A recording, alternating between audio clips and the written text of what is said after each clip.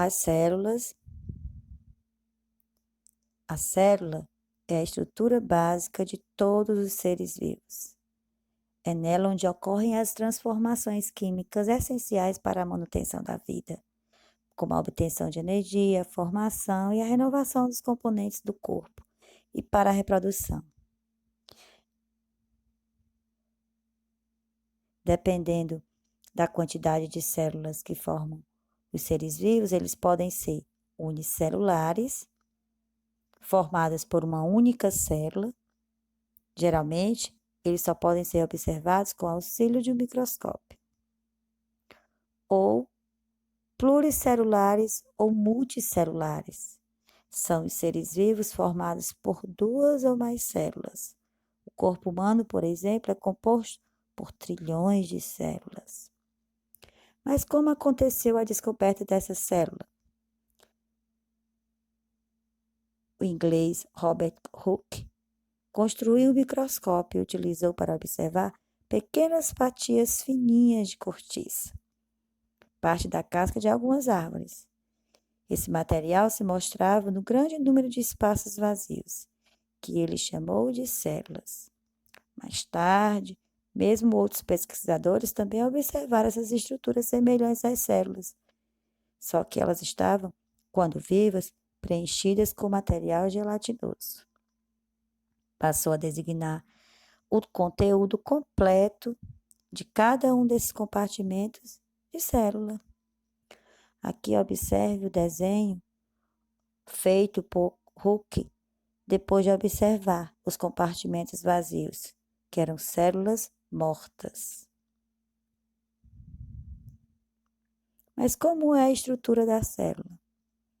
A célula basicamente é formada por membrana, citoplasma e DNA, que é o material genético, que em algumas células está guardada no núcleo.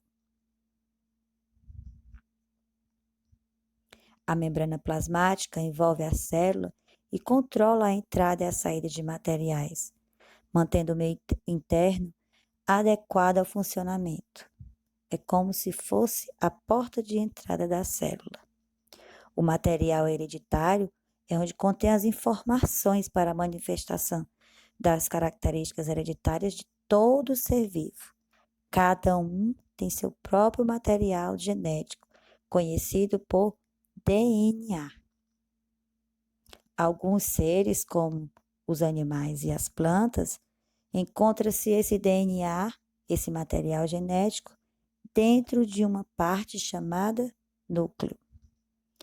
E também tem o citoplasma, constituído de um líquido viscoso que preenche a célula. Dentro desse citoplasma contém organoides ou organela citoplasmática. Cada ser vivo tem suas próprias organelas. Cada componente realiza funções específicas de cada célula. Os seres vivos possuem diferentes graus de organização, relacionados com a sua complexidade. Aqui do lado nós temos um ser humano formado por células, que por sua vez formam tecidos. É o quê? É partes de células que se juntam e formam tecidos. Cada tecido com suas funções semelhantes. Quando estão agrupadas essas células, formam tecidos. Esses tecidos podem ser musculares, ósseo, sanguíneo, adiposo, cartilaginoso. Os tecidos do nosso corpo humano, no nosso corpo. Alguns aqui do lado, especificamente o nervoso, o sanguíneo, o cardíaco, que é o muscular, e o epitelial, a pele. Os tecidos compõem os órgãos, estruturas com alguma função específica dos seres vivos. O tipo de tecido que compõe cada órgão está relacionado à sua função. O coração, por exemplo, é um órgão formado por diversos tecidos, entre eles o muscular, que permite bombear o sangue para o restante do corpo. O coração, por sua vez, junta-se com outros órgãos. No caso, junta-se com as veias e as artérias, que fazem o sangue circular pelo corpo, formando o sistema cardiovascular. O sistema é formado por órgãos que funcionam de uma forma integrada para realizar uma determinada função. Nesse exemplo, nós temos vários órgãos que se unem e formam sistemas que têm alguma função específica, como a respiração, a digestão. Então, resumindo, células se agrupam, formam tecidos.